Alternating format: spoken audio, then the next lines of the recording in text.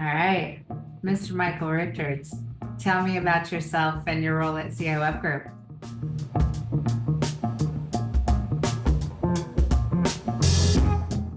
I am a senior SEO strategist and I live in southeastern Missouri on a small farm.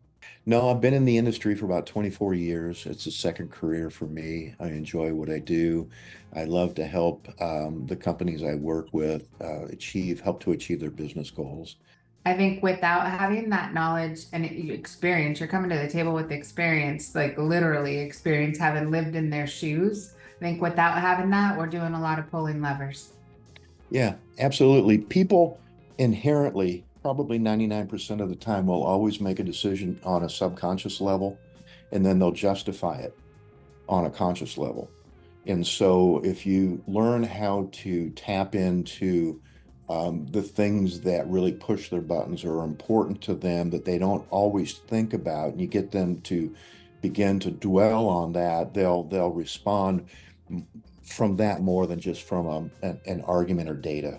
Well, I learned a long time ago that somebody said that you have two ears, one mouth. You need to listen twice as much as you talk. And if all you do is begin to regurgitate a bunch of information and not allow your client to talk, you'll never learn what's important to them. Mhm. So that's a key that's not always been easy, but it can be very strategic and helpful. I may be in a bit of a time capsule, but I have found over the years things that I know work, while still trying to stay on top of, things that are coming down the pike, like, voice search with devices that we have in our homes and things of that nature. Um, it's a combination, I think, of both. So, if you were to give someone input on when you're in the design process for building a website, how important is it to take a data-driven approach versus an aesthetics approach? Because that's a careful tightrope. Yeah, it really is. Just as with search engine optimization, Google has some preferences. The way that we do things, they also have preferences on how your website performs. And I think if people will understand that we want this thing to function quickly, because that's a part of Core Web Vitals now and has an impact on how you're going to have your phrases ranked over time. So essentially, we want to build this thing primarily, as from what I understand, the best way is from like a mobile first approach.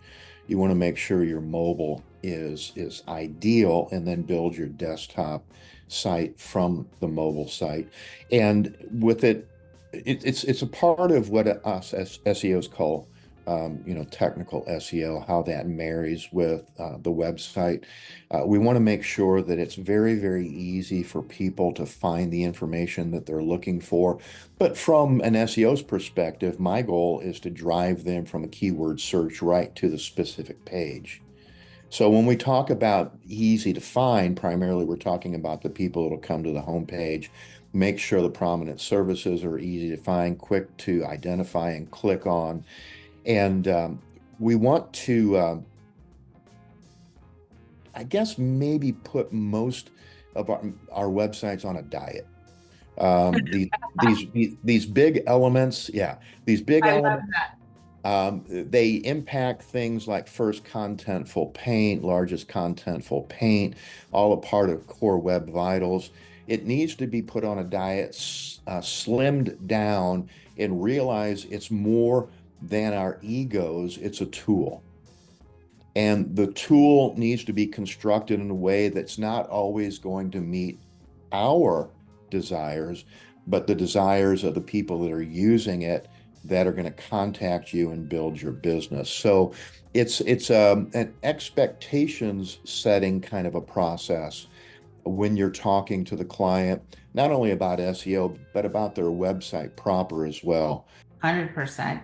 So, how important is it to analyze competitor data? And, I hear clients often ask, That's a smaller company than me. Why are they ranking above me? Maybe our client started 3 months ago or 6 months ago, and someone else that's a 3 truck plumbing company is on page 1 of Google and they're not. What is a single thing we can't change? Time. But what else are the impacts? What does that mean?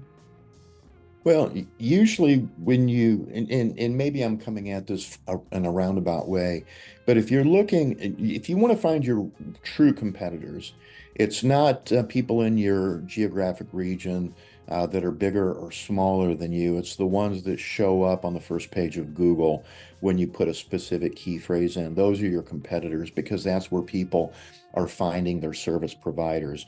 And so, it's quite possible that time is a factor, right? You can't substitute for that.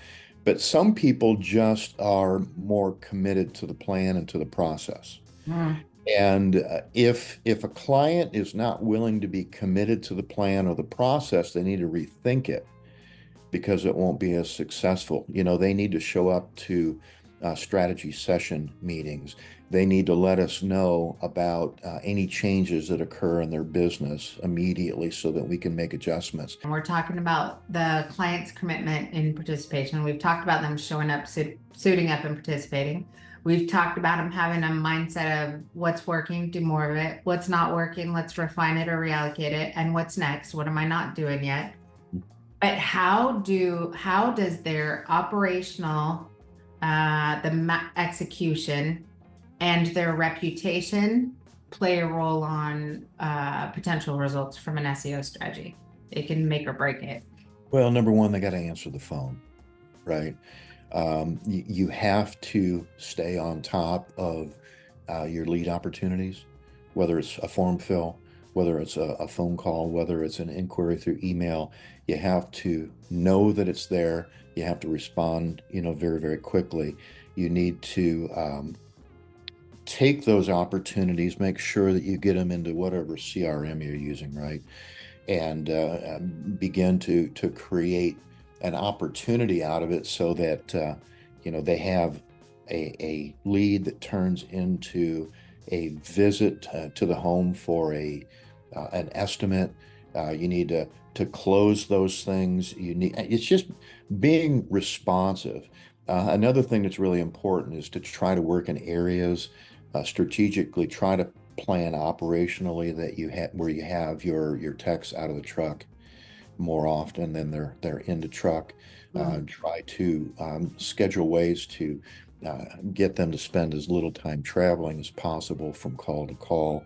I mean, there's a lot of things involved with that operationally, but you need to place as much important as getting to a position where you can estimate a job and to close a job as you do gaining the work and then executing the job. So it's